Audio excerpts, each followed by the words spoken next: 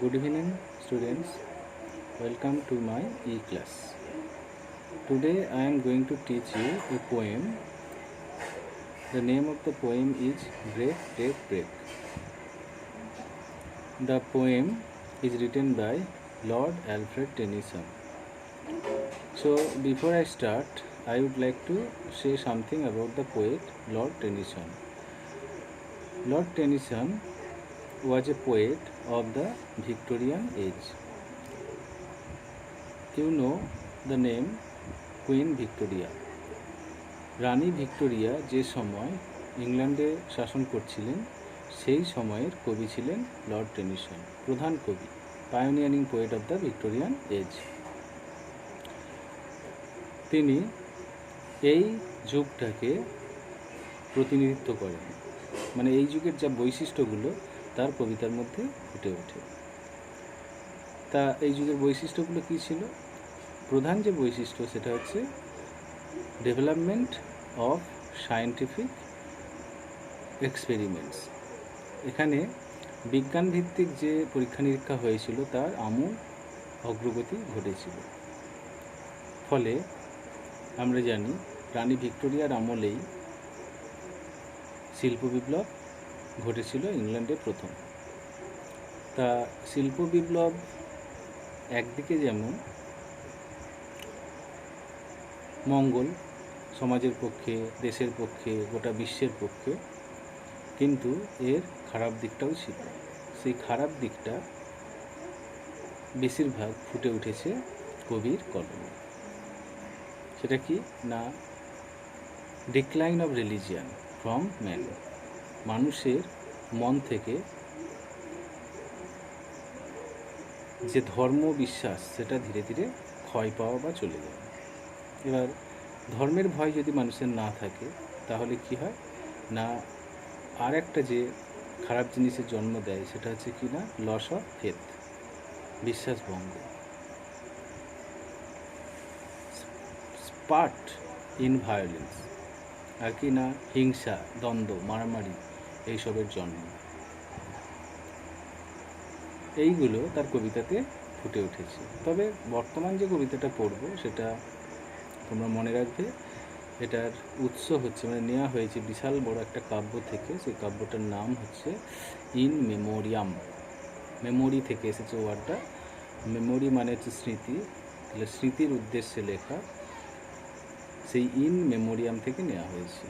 একটা বড় মোটা বই, একটা কাব্য, সেখান থেকে কটা স্ট্যান্ডে তুলে দেওয়া হয়েছে। ইন মেমোরিয়াম লিখেছেন কবি তার প্রিয় বন্ধু আর্থার হেনরি হালাম এর স্মৃতিতে কেন না, মাত্র 22 বছর বয়সে আর্থার হেনরি হালাম মারা যায় 1833 সালে। কবি ইন মেমোরিয়াম লেখেন তারও 2 বছর পর 1835 সালে, আর এটা প্রকাশিত হয় 1842 সালে। এবার তাতে তিনি কি প্রকাশ করেছেন?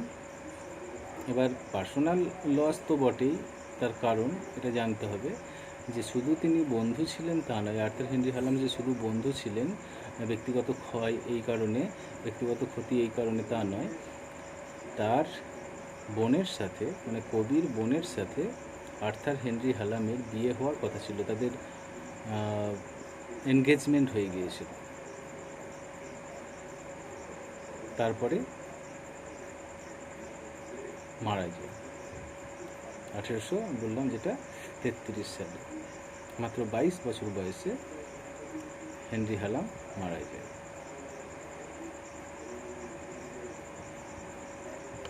হার্টের প্রবলেম ছিল, হার্টের রোগ ছিল, তাতে তিনি মারা যান। এই কারণে তিনি প্রচুর কষ্ট পেয়েছিলেন। সেই কষ্ট ইন মেমোরিয়াম গ্রন্থে লিখে রেখেছেন। এবং কষ্টটা যদি ব্যক্তিগত হয় তাহলে আমরা কেন করব, গোটা বিশ্বের মানুষ কেন করবে? তার কারণ সেই কষ্ট ব্যক্ত করতে গিয়ে তিনি এখানে এমন কিছু ইউনিভার্সাল ম্যাটার্স তুলে ধরেছেন, বিশ্ব জাগতিক, যেগুলো বিশ্বের সমস্ত মানুষের গ্রহণ করা উচিত, জানা উচিত, হ্যাঁ, সত্য, সেগুলো তিনি তুলে ধরেছেন। এবং এখানে এই কবিতাতে তিনি প্রকৃতিকে একটা বিশেষ চরিত্ররূপে আরোপ করেছেন, চরিত্ররূপে তুলে ধরেছেন। আমরা এই কবিতাতে বিশেষ করে দেখব, ব্রেক ব্রেক ব্রেক, ভেঙে দাও ভেঙে দাও ভেঙে দাও। কি ভেঙে দাও? আমার মধ্যে থাকা যে কষ্টগুলো, যেগুলো বেরিয়ে আসতে পারছে না, সেগুলো ভেঙে দাও। তিনি দেখছেন সমুদ্রের ধারে দাঁড়িয়ে, কি দেখছেন না, সমুদ্রের বিশাল বড় ঢেউগুলো উপকূলে কালো পাথরগুলোতে আছাড় খাচ্ছে। তারা প্রচণ্ড শব্দ করছে, তাদের গতি বিশাল। তাহলে প্রকৃতির যেই উপাদান, সমুদ্রের ঢেউ, তারা শব্দ করতে পারছে, তাদের যে আবেগ সেটাকে প্রকাশ করতে পারছে, তারা প্রচণ্ড দ্রুত দৌড়াতে পারছে, তাদের গতি প্রচুর। কিন্তু কবির মধ্যে জমে থাকা দুঃখ, তার যে অব্যক্ত যন্ত্রণা, সেটা বেরিয়ে আসতে পারছে না। তিনি যেন ওই সমুদ্রের ঢেউ হতে চাচ্ছেন, তার দুঃখগুলোকে প্রকাশ করতে চাচ্ছেন প্রচণ্ড শব্দ করে, কিন্তু পাচ্ছেন না। ঠিক আছে, এবার একটা অন্য দৃশ্যের দিকে তার নজর যায়। সেখানে তিনি দেখেন যে একটা জেলের ছেলে তার বোনের সঙ্গে খেলা করছে। কত পবিত্র, কত মুক্ত একটা দৃশ্য। কিন্তু কবির হাত পা যেন বাঁধা, তিনি মুক্ত নয়, তাকে দুঃখ আচ্ছন্ন করে রেখেছে, তার বন্ধু তার সামনে নেই। সুতরাং তিনি সেই মুক্ত পরিবেশে আনন্দ করতে পারছেন না। প্রকৃতির যে উপাদানগুলো তিনি দেখছেন, এখানে জেলের ছেলে এবং তার বোন প্রকৃতিরই উপাদান ধরে নিতে পারি আমরা, তারা প্রকৃতিরই সন্তান। প্রকৃতির যে উপাদানগুলো তিনি দেখছেন, তাদের মতো হতে চাইছেন কিন্তু পারছেন না। তারপর তিনি দেখছেন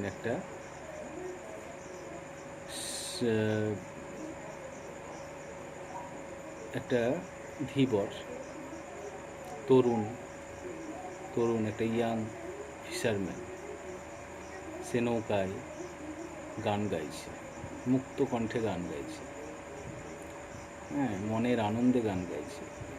সেটাও কবির মধ্যে এখন আর নেই, because his poet, his friend has died, he is no মোর।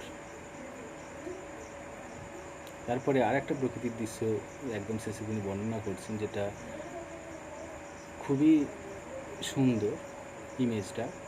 তিনি দেখছেন যে জাহাজগুলো ফিরে আসছে পাল তুলে, এবং তারা ফিরে আসছে কোথায় না, সেই পাহাড়ের নিচে নিরাপদ উপসাগর, যেগুলো চারদিক দিয়ে ঘেরা, হ্যাঁ, চারদিক দিয়ে ঘেরা না হলেও প্রাকৃতিক উপায়ে পাহাড়ের নিচে সমুদ্রের মূল অংশটা থেকে ভেতরে খালের মতো যেটা ঢুকে গেছে পাহাড়ের নিচে, হ্যাঁ, সেই নিরাপদ আশ্রয়ে জাহাজগুলো ঢুকে যাচ্ছে। হ্যাঁ, তারা যেন রাজকীয়, খুব সুন্দর লাগছে দেখতে, তাদের কোনো আর বিপদ নেই, তারা এখন নিরাপদ আশ্রয়ে চলে আসছে। কবি বলছেন যে সেই নিরাপদ আশ্রয়, সেই tender grace of the hand, বন্ধুর যে সেই হাতের স্পর্শ, নিরাপদ হাতের স্পর্শ, সেটা তিনি কিন্তু হারিয়ে ফেলেছেন। জাহাজগুলো কত লাকি, তিনি কিন্তু লাকি নয়, তার কারণ তার বন্ধু মারা গেছে। তাহলে খুব সংক্ষেপে মনে রাখবে তোমরা যে এখানে প্রকৃতির উপাদানগুলোকে তিনি নিজের করে পেতে চেয়েছেন, কিন্তু পাচ্ছেন না, কিন্তু তার কারণ তার বন্ধু তার কাছে নেই, তার বন্ধু মারা গেছে। ঠিক আছে? তাহলে আমি কবিতাটা পড়ছি, পড়ে প্রশ্ন বা কিছু প্রশ্ন লিখে দেবো, তোমরা খাতায় তুলে নেবে। দেখো, বইটা খুলে মিলিয়ে নেবে। দেখো, ব্রেক ব্রেক ব্রেক, ভেঙে দাও ভেঙে দাও ভেঙে দাও, একটা শব্দ 3 বার ব্যবহার করেছে, এটা জোর দিয়ে বলার জন্য, এমফাসাইজ করার জন্য যে আমার মনের দুঃখগুলোকে ভেঙে দাও। সমুদ্রের ঢেউকেই যেন বলছে যে তুমি পাথরে যেমন আছাড় খাচ্ছ, আমার বুকের মধ্যে জমে থাকা দুঃখের পাথরগুলোকে ভেঙে দাও, যাতে আমি স্পিক আউট করতে পারি, আমার দুঃখটাকে প্রকাশ করতে পারি। অন দাই কোল্ড গ্রে স্টোনস ও সি, তোমার ঠান্ডা ধূসর পাথরগুলিতে। ও সমুদ্র, সমুদ্রকে উদ্দেশ্য করে বলছে, অ্যাড্রেস করছে যে ও সমুদ্র, তোমার ওই ঠান্ডা ধূসর সমুদ্রগুলোকে তুমি ভেঙে দাও। এত প্রাণোচ্ছল তুমি, এত তোমার গতি, এত তোমার দুরন্ত শব্দ,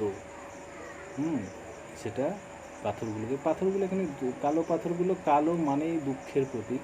হ্যাঁ, এখানে কালো পাথর মানে কবির মধ্যে জমে থাকা পাথরের মতো কালো কি না তার দুঃখগুলো, সেগুলোকেই ভেঙে দিতে বলছে।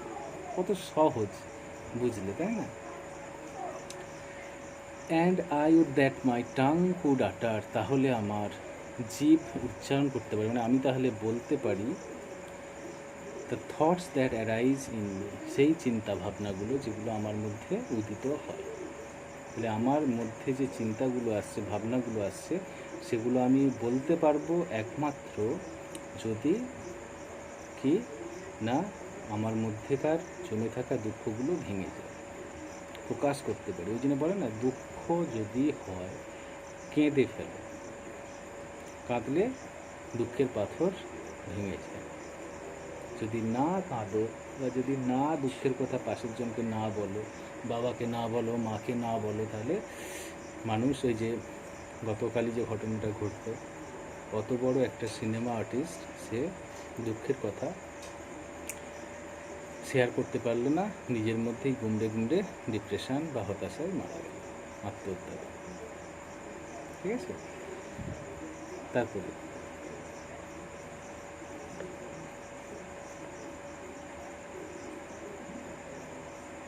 ও ওয়েল ফর দ্য ফিশারম্যানস বয়, ও জেলের ছেলেটি কি ভালো, কতই না ভালো, আনন্দিত। That he শাউটস with his sister at play, তার কারণ সে খেলার সময় তার বোনের সঙ্গে চিৎকার করছে, আনন্দ করছে। O well for the sailor lad, ও সেই নাবিকের ছেলেটাকে দেখো, সেও কত ভালো। That he sings in his boat on the bay, সে উপসাগরে তার নৌকার মধ্যে গান গাইছে, মুক্ত কণ্ঠে গান গাইছে। ঠিক আছে? তাহলে তিনিও খেলতে চান, তিনিও চিৎকার করতে চান, আনন্দ করতে চান, গান গাইতে চান, কিন্তু পারছেন না, because his friend is not with him, he is dead. Next,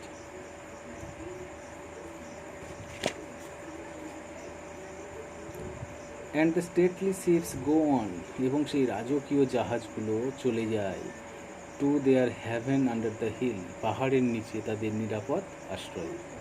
haven হচ্ছে সেফ প্লেস, হিভেন হচ্ছে স্বর্গ, এটা হ্যাভেন, নিরাপদ আশ্রয় কোথায়? পাহাড়ের নিচে, মানে ঝড় হলেও সেই জাহাজগুলোর আর কোনো ক্ষতি হবে না, ঘেরা।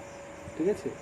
But O for the touch of vanished hand, কিন্তু সেই হারিয়ে যাওয়া হাতের স্পর্শ, and the sound of a voice that is still, এবং সেই কণ্ঠস্বর যেটা হারিয়ে গেছে, এখনও আমার কানে যেন ভাসছে, কিন্তু সে আমার কাছে নেই। তাহলে তার এই দুটো লাইনে আমরা তার বন্ধুকে হারানোর একটা অব্যক্ত যন্ত্রণার কথা আমরা পাচ্ছি, যে বন্ধুর হাতের কোমল স্পর্শ, টেন্ডার বলছে না, টেন্ডার টাচ, হ্যাঁ, but O for the touch of a vanished hand and the sound of a voice that is still, যে সেই কোমল হাতের স্পর্শ সেটা কিন্তু এখন আর নেই, তার বন্ধু মারা গেছে বলে, এবং সেই কণ্ঠস্বর যেটা তার কানে এখনও বাজছে সেটাও কিন্তু নেই। তাহলে এটা পার্সোনাল লস থেকে কবিতাটা লিখলেও আমরা দেখতে পাচ্ছি একটা মানুষের যে দুঃখ, এটা বিশ্বজাগতিক হয়ে এই কবিতাতে ফুটে উঠেছে। সবার যেন দুঃখের কথা, মানে কাউকে হারানোর যে দুঃখের কথা, হ্যাঁ, সেটা যেন এই কবিতাতে ফুটে উঠেছে। এবং সবচেয়ে ইন্টারেস্টিং ব্যাপার হচ্ছে প্রকৃতির উপাদানগুলোকে এখানে তিনি তার নিজের অনুভূতির সঙ্গে মানে প্রকাশ করেছে। ঠিক আছে, এটা হচ্ছে একটা বড় কবির গুণ। তাহলে আমরা কবিতাটা শেষ করলাম। আমি কোশ্চেন দিয়ে দেবো, খাতায় তোমরা তুলে নেবে। Thank you.